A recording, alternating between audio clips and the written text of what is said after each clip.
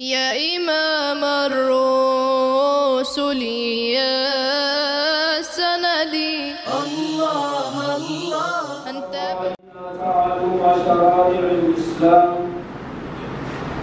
ومعرفة صحيح المعاملة وفاسدها لتعريف الحلال والحرام، وجعل مآل من علم ذلك وعمل به الخلود في دار السلام، وجعل مصير من خالفه وعصاه دار الانتقام.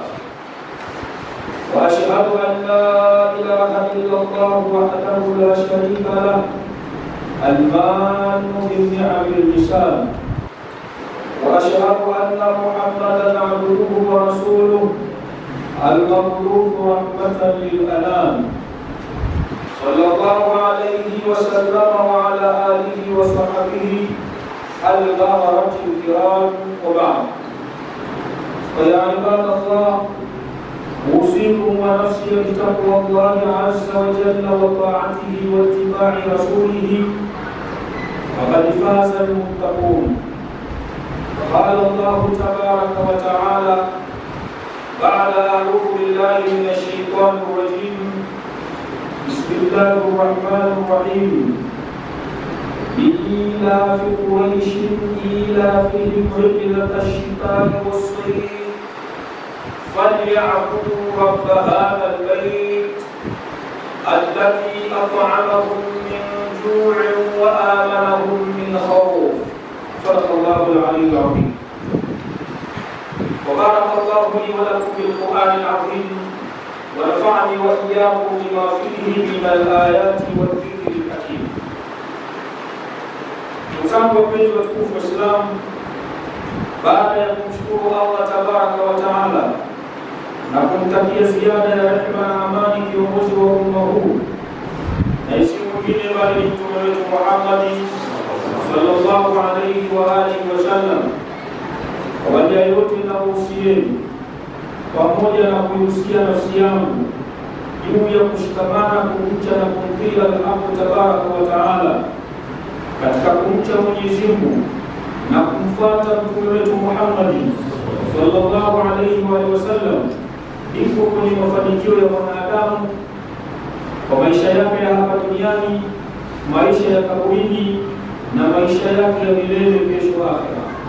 Allahumma ja'alna minal muttaqina imama. Ahbabi ya sada, wapenzi watukufu wa Islamu, khutbatuna al-yawm tatakhassasu 'ani al-amni wal-rizqi. Hotuba yetu ya leo itazungumzia kuhusu amani na riziki, na tutaishi katika sura Quraish. Sura hii imeeleza mambo makuu mawili. Mwenyezi Mungu Subhanahu wa Ta'ala aliyowakirimu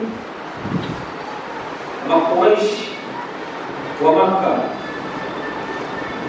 aliwakirimu neema mbili kubwa: neematu al-amni wal-istiqrar. Neema ya kwanza ni amani na utulivu. Hivi vilikuwa vimetawala katika mji wa Makka. Na neema ya pili al-ghina wal-yasar, utajiri, uchumi na upesi wa mambo. Mwenyezi Mungu aliwakirimu wa Quraysh vitu viwili hivi. Miongoni mwa neema zake nyingi alizowakirimu, lakini hizi ilifikia hatua aliwakumbusha. Ni kama wewe unapomkumbusha mwanao tabu uliyopitia kumlea, kumvalisha, kumlisha, kumsomesha. Leo ukafanikiwa ametulia, alafu anakuasi. Inafaa umkumbushe, kijana, nimetoka mbali sana na wewe, nimekusomesha kwa tabu, nilikuwa ninajinyima kwa ajili wewe usome, nilikuwa na shida na njaa mimi ushinde wewe. Lakini Mwenyezi Mungu si hivyo. Kama wewe na mwanao, yeye anawakumbusha neema hawa Makuraishi wa Makka bila ya kuhitajia chochote. Yeye anachotaka ni ile taa. Sio kwamba ni uhitaji wewe Mungu usikomwabudu basi ananiongeza. ukimwabudu ni kwa maslahi yako mwenyewe, ukimwasi ni kwa adhabu yako mwenyewe, yeye hakukuingiza chochote. Lakini anakutaka ukae katika twarika aliyokuelekeza. Kupitia twarika hiyo kakuletea mitume alayhi wasalamu kuelekeza upite katika njia hiyo. Sasa anawakumbusha watu wa Makka, akianza na ilafi Quraishi, ilafihim rihlat ash-shita'i was-sayf, kwa ajili ya kuzoeshwa kwao au kufanyiwa wepesi kwao Makuraishi, kufanyiwa wepesi kwao au kuzoeshwa kwao kusafiri nyakati mbili, rihlat ash-shita'i was-sayf. Kipindi cha baridi walikuwa wakisafiri kwenda Yemen kwa ajili ya misafara ya biashara, na walikuwa wanarudi na faida, rundo ya faida. Lakini kipindi cha joto walikuwa wanakwenda Sham, ambao ni Syria ya leo, misafara hiyo ya biashara, kwa sababu mji wao hakuna ardhi ya kulima. Lakini Mwenyezi Mungu aliwaruzuku neema hizi za kutoka katika misafara ya biashara, wanarudi na faida kubwa kabisa, hakuna njaa Makka. Sasa anawakumbusha Mwenyezi Mungu kwa neema hizi, basi falyabudu rabb hadha albayt, waabudu hawa Quraishi, mola wa nyumba hii ya Makka, alladhi, mola ambaye at'amahum min ju'i wa amanahum min khawf, amewalisha wao baada ya kuwa na njaa, lakini pia amewapa amani baada ya kuwa na hofu. Mji wa Makka ulinzi wake anatawalia mwenyewe Allah tabaraka wa taala, tena una ulinzi wa hali ya juu. Na ukitaka kujua Mwenyezi Mungu mji ule hataki watu walete fyoko, rejea katika surati Al-Fil, namna Mwenyezi Mungu alikuwatia adabu watu walipotaka kwenda kuchezea mji ule kwa kuivunja Kaaba yake tukufu. Na ndio al-Imam al-Fakhri anakukumbusha, anasema inna anna al-in'ama ala qismayn, tambua wewe Muislamu, hakika neema zimegawanyika katika migawanyo miwili. Ya kwanza,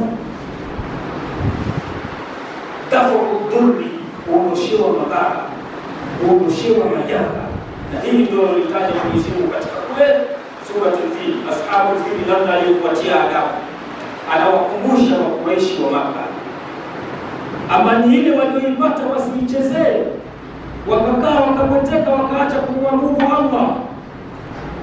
Aliwaondoshia madhara pale Aburah ibn al-Ashraf alipokusudia kwenda kulivunja al-Kaaba.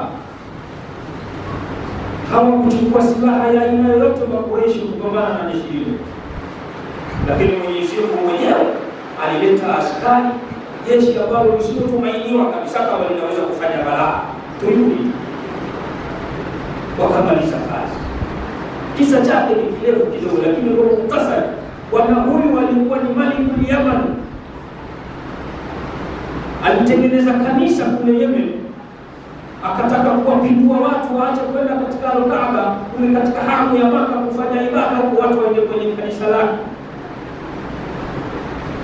Mmoja katika watu wa Makka aliposikia hili, akaenda usiku akajisaidia, alafu akapakaza ile kanisa kile kinyesi, akaanza akachafua, sio kama ni hivyo, ngoja nije kuvunja ile Al-Kaaba. Lakini ile ni la Allah, la tangu na tangu Baitul Atiq, hizo kunyaleta wale. Sasa basi Al-Fakhr Razi anatuambia neema ya kwanza ni dafu dhurri, lakini ya pili jalbu naf'i, kuletea manufaa. Hayo manufaa ndio haya tunayozungumza katika sura ya Quraish. Mwenyezi Mungu anawakumbusha watu wa Makka, na ndio maana anawataka sasa wamwabudu Mola wa nyumba ya Makka, idafatu tashrifia, falyabudu rabb hadha albayt, idafatu tashrifia. Wataalamu wanatuambia ameitukuza mno Al-Kaaba ile kwa kuitifia kwake mwenyewe Allah tabaraka wa taala. Lakini ukiangalia kwa umakini pia katika siyaku ya aya hii jinsi ilivyoelezwa na Mungu mwenyewe, kuna kitu inaitwa taqdimu ma haqquhu ta'khir. Ukitanguliza kitu ambacho haki yake ilikuwa kicheleweshwe, katanguliza neno liilafi Quraishi ilafihim rihlat ash-shita'i was-sayf, ili alitanguliza haki yake ilikuwa ni kucheleweshwa. Ilikuwa aseme liya'budu rabb hadha al-bayt alladhi at'amahum min ju'i wa amanahum min khawf. Kwa sababu gani? Ilafihim rihlat ash-shita'i was-sayf. Kwa nini amefanya hivi? Tadhkira lahum bil ni'ma, kwa kuwakumbusha wao kwa msisitizo neema aliyowapa. Sasa nami ninawakumbusha ndugu zangu wapenzi watukufu wa Islam, Mwenyezi Mungu ametupa neema, tusije tukaiharibu neema hii ya amani. Kama Mungu alivyowakumbusha watu wa Makka, nami ninawakumbusha kupitia aya hii. Najua ninyi ni watu wa amani, na hakuna hata mtu mmoja katika ninyi ambaye anapenda amani ivurugike, lakini ninawakumbusha na kuikumbusha nafsi yangu. Tuna ndugu zetu, tuna jamaa zetu, tuna marafiki zetu, tuna watoto wetu, wengine hawajielewi.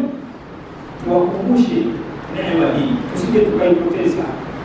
Sote ni mashahidi, miji ambayo neema hii imeondoka hawana amani, utafutaji wa riziki ni ngumu. Wote nakumbuka siku chache tu nyuma hapa, takriban siku 5 wiki hivi, ilipoondoka ile amani, basi uchumi kidogo ukayumba. Mtu ana mali lakini hana wakunguzia, mtu ana pesa hajui akatumie wapi. Neema mbili hizi zinahitajiana, al-amnu wal-rizqu. Penye amani unakuwa na wepesi wa kutafuta riziki, na ukiona mahala kuna wepesi wa kutafuta riziki unajua kuna amani. Vitu hivi vinahitajiana, tusije tukaviharibu au tukawaacha watu kwa maksudi tu kwa sababu wao hawana cha kupoteza au wamepoteza maslahi ya kidunia, wanataka yarudi kwa nguvu, ndipo sasa waharibu kabisa amani za watu wengine kwa sababu wao hawana cha kupoteza. Tuangalie kwa makini jambo hili mfano wa Uislamu. Maana ya aya hizi nilizosoma ni pana sana, lakini tutaangalia maana kwa ujumla ya aya mbili. Mwenyezi Mungu aliposema fa'budu rabb hadha al-bayt, na waabudu hawa Quraishi Mola mlezi wa nyumba ya Makka, al-Kaaba tukufu. Hii ni amru min Allah ta'ala li Quraish baada an addada alayhim ni'amahu, ni amri ya Mwenyezi Mungu tukufu kwenda kwa Quraish baada ya kuwamiminia na kuwahesabia wao neema zake nyingi. Kahesabu neema nyingi, lakini yeye anawakumbusha kwa hizi mbili tu. Anawaambisha ayabudu rabb hadha albayt, wa muabudu Mwenyezi Mungu Mola mlezi wa nyumba ya Makka, Baitullahi al-Haram, nyumba ambayo au Mwenyezi Mungu ambaye sharafahu bijiwarihi, amewapa utukufu Makuraishi kuwa jirani na nyumba ile. Yaani kile kitendo cha kuwa jirani na al-Kaaba au haramu ya Makka ni heshima ya Mwenyezi Mungu kwa waheshimisha Makuraishi. Si hivyo tu, wakhassahu bi khidmatihi, na akawahusisha wao kuihudumia nyumba ile. Neema. Jambo leo watu kuhudumia msikiti wanaona kama katika shughuli dhalili, watu wakijikaza kwa kidogo zimefinyika zimejaa hamasa. Lakini hii ni neema Mwenyezi Mungu kuwaweka karibu watu wa Makka na al-Kaaba tukufu ile, alafu akawahusisha na jambo la kuhudumia ile al-Kaaba. Ni neema kubwa, kawapa heshima kubwa.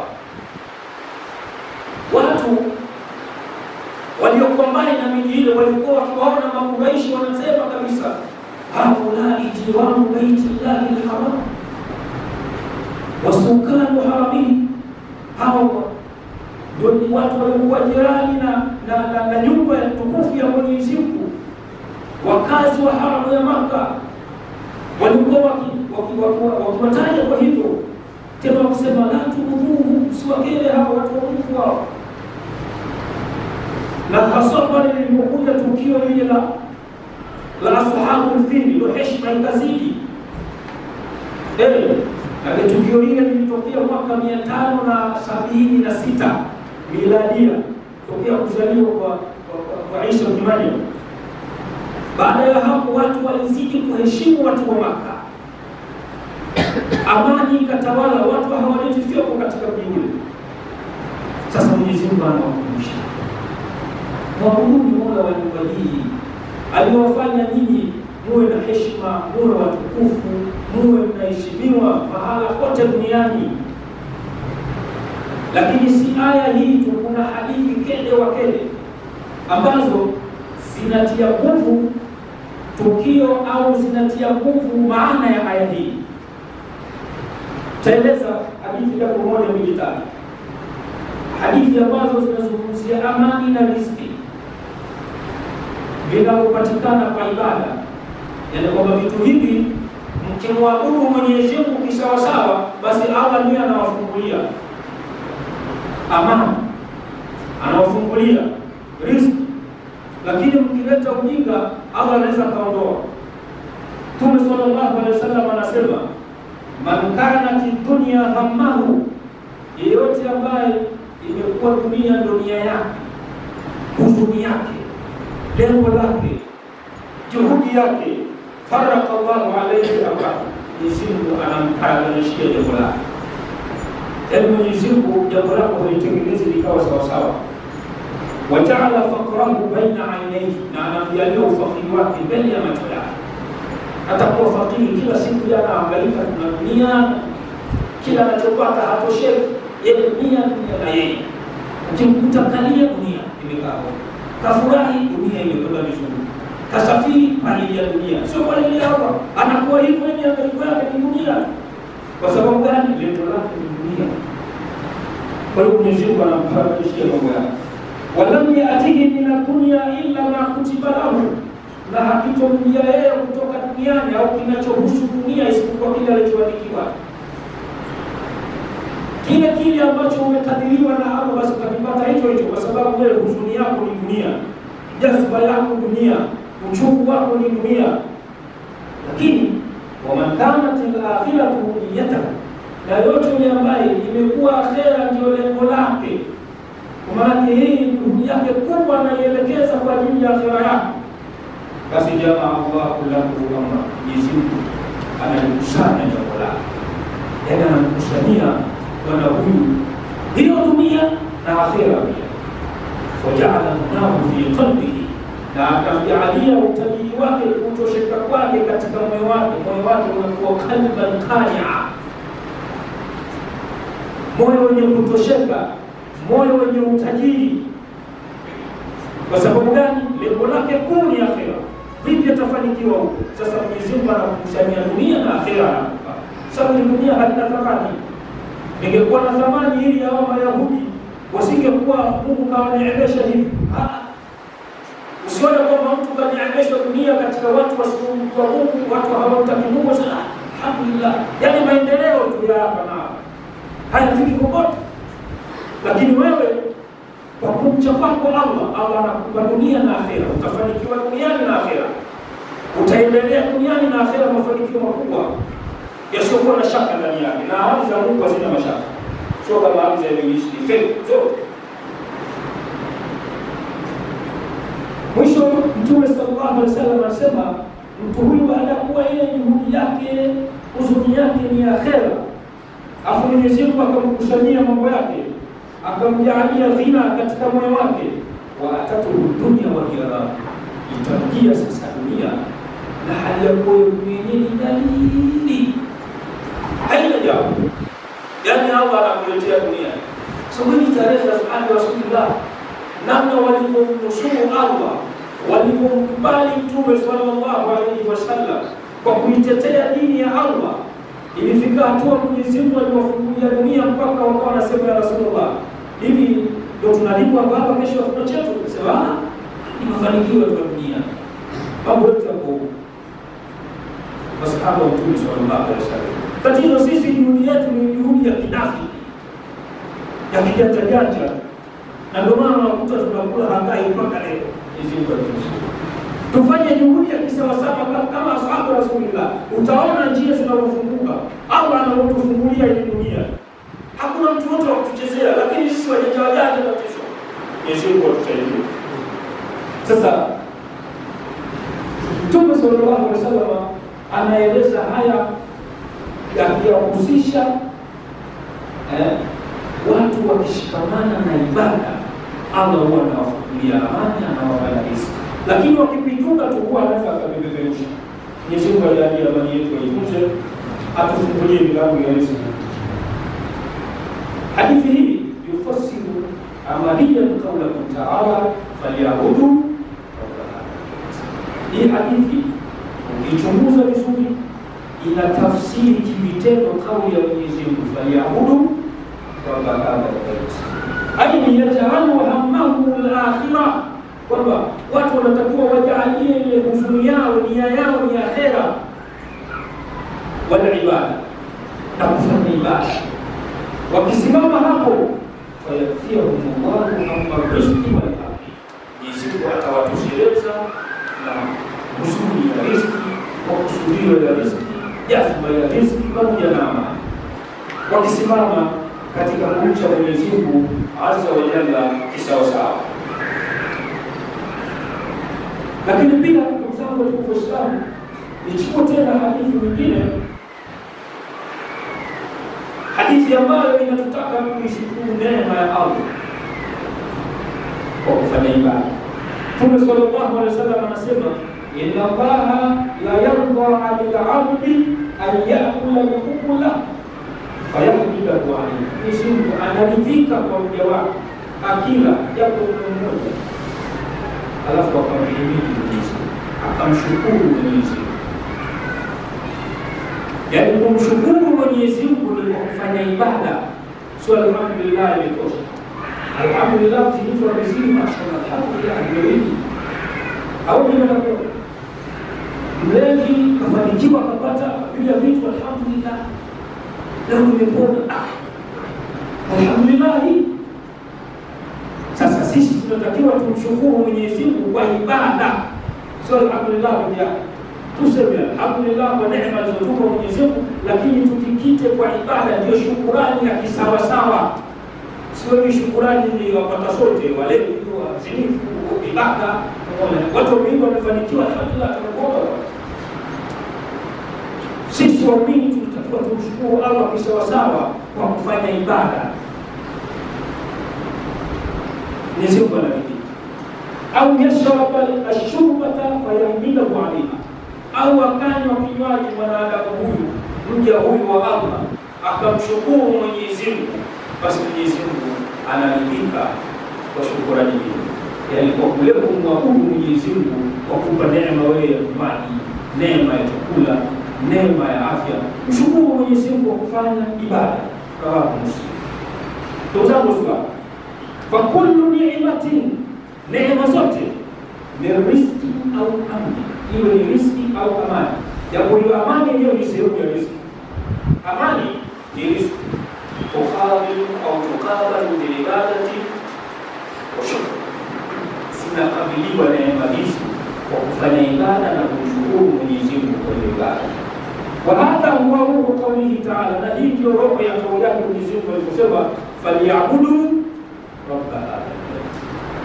Watu washikamane na ibada, huzuni yao, jazba yao hiyo kufanya ibada, vipi watafanikiwa akhera. Mwenyezi Mungu atubariki katika hilo. Wa haraka nimalizie aya ya 4, alladhi yaqamu min ju'in wa amanahu min khawf. Tuchukue maana ya ujumla kwamba Mwenyezi Mungu Subhanahu wa Ta'ala yudhakiru Quraysh bi ni'matayn 'azimatayn. Mwenyezi Mungu anawakumbusha Quraysh katika aya hii neema zake mbili kubwa, al-amnu ba'da al-khawfi wa rizqu ba'da al-ju'i. Amani baada ya hofu na kupata riziki baada ya kuwa na njaa. Wa hatani ni'matani huma asasu qiyamil umami, na neema mbili hizi ndio msingi wa kusimama imara nyima au umma. Nyumati zote hizi unazokuta zimeendelea zimesimama imara katika kuna amani na uchumi. Kwenye amani ndo mahala pake. Watu wanatafuta riziki, mzunguko wa pesa unaenda, uchumi unakuwa. Lakini kama amani hakuna, amani ya mzetu wa Gaza namna walipokuwa, misaada inatoka mbalimbali. Kwa sababu gani? Amani iliondoka kwa hiyo uchumi hauko, mzunguko wa pesa hakuna, hawawezi kutafuta huku na kule, hawatoki. Situliwekwa hapo lockdown, mwenyewe milioni mashahidi. Wale mambo mengine tuzungumze, tulikuwa tunatafakari pamoja. Watu walikuwa wanalia siku 5. Sasa itakuwaje? Sasa hii hali ikienda mwezi tutakuwaje? Kwa hivyo tujitahidi kuichunga ile amani kwa hali na mali. Tuwanasihi ndugu zetu, vijana wetu, jamaa zetu, wasijaribu, wasithubutu kabisa kuvuruga hii amani. Wallahi tutaikumbuka amani. Mtume sallallahu alaihi wasallam aliwahi kuwekwa lockdown, watu walifikia kula majani. Nao tarehe turudi katika tarehe, utakuta habari hizi, watu walipata tabu. Tende moja mtu anashinda nayo kutwa nzima, imefikatua hana hata hiyo tende na kula majani. Usifanye mchezo ndugu zangu. Amani ni kitu chenye thamani kubwa. Mpaka Mwenyezi Mungu kuwakumbusha Makuraishi, Mwenyezi Mungu azungumzi jambo kwa upuuzi ndani ya Qur'ani yake. Hata ukikuta katanga mdudu huu, unatakiwa wewe ufanye ibra ya hali ya juu. Kwa nini Mwenyezi Mungu amzungumzie huyu? Azungumzi vitu kwa kama vile gazeti la Sani kufurahisha watu. Anataka uvute ibra. Kwa nini Mwenyezi Mungu kasema hivi? Hapo ndio utapata asraru Qur'an. Na ndio maana kupitia sura hii baadhi ya watu ambao wenye fikra na wenye kusafirisha akili zao wakavumbua kwamba wakasema, kumbe hii amani ndio riziki ya moyo. Amani ndio riziki, na utaka kujua wewe mwangalie mtu mwenye pressure, amani hana amani mwenye pressure, kwa sababu riziki yake imeondoka moyo. Sasa ukiwa na mji katika mji kuna amani, basi wewe moyo wako unatuama. Na kula hii chakula ndio riziki ya kiwiliwili. Vitu viwili. Amani ni riziki ya moyo, chakula ndio riziki ya kiwiliwili. Sasa Mwenyezi Mungu akavikusanya vitu hivi kwa wanadamu. Akikusanyia, Mwenyezi Mungu anataka wewe uwe madhubuti nje na ndani. Moyo uwe safi, lakini nje uwe madhubuti. Una amani ya moyo kupitia amani, lakini pia una amani ya nje ya kiwiliwili chako kwa sababu ya chakula. Unakula vizuri, riziki unaipata, alhamdulillah. Kwa hivyo tumuombe sana Mwenyezi Mungu Subhanahu wa Ta'ala atudumishie vitu viwili hivi katika maisha yetu, ili tuweze kumwabudu Allah kisawasawa, kwa sababu sisi tunahitaji sana hilo, kwa sababu sisi bado amali zetu ni kamzuri. Tukiondoka leo, kesho hatujui tunakwenda. Kwa hivyo Mwenyezi Mungu atunusuru. Kuna wenzetu walikuwa wakiomba Mungu, ya Rabbi, mimi nimechoka kuishi, nichukue. Ana uhakika wa amali zake, ashindi mpaka jioni anakwenda. Tarehe zinaonyesha kila Arabi wameondoka baada ya kuona dunia la hofu, viongozi wa hofu, akaamua kuomba Mungu, ya Rabbi, mimi nimechoka kuishi katika hii dunia. Kama unanitakia kheri, nichukue nije kwako. Basi jua halitazama na pia qalu inna lillahi wa inna ilaihi rajiun. Ana uhakika wa amali zake. Mimi na wewe amali zetu zenyewe tuchuzi kwa mpaka. Mwenyezi Mungu atujalie tusimamishe amali sawa sawa. Aiyo ndipo aqulu ma tasma'un. Tawajjahu ila Allah bi qulubikum wastaghfiruhu innahu huwal ghafurur rahim wa huwal ghafurur rahim.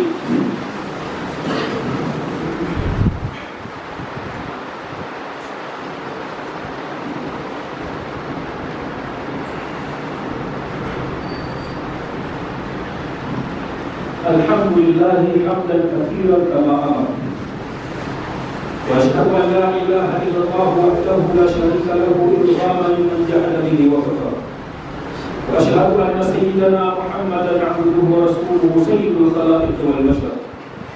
اللهم صل وسلم على هذا النبي الكريم من يومنا هذا الى يوم المحشر، وبعد فاوصيكم عباد الله بتقوى الله ربكم واتباع سنه نبيكم، واعلموا ان تقوى من صلوا عليه وسلموا تسليما.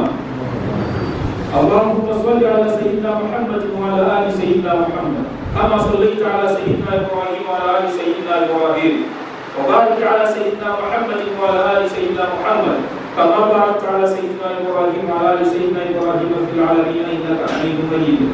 اللهم ارض عن الصحابة الأبرار الكرام أبي بكر الصديق وعمر الفاروق وعثمان بن نورين وعلي المرتضى وعن باقي صحابة رسول الله أجمعين والتابعين وتابعي التابعين لهم بإحسان إلى يوم الدين.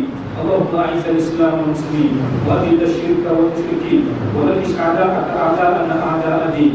اللهم اجعل معنا هذا مرحوما وتفرقنا من بعده تفرقا مؤيدا معصوما، ولا تدع فينا ولا منا ولا معنا ولا في أمة محمد صلى الله عليه وسلم شقيا ولا محروما.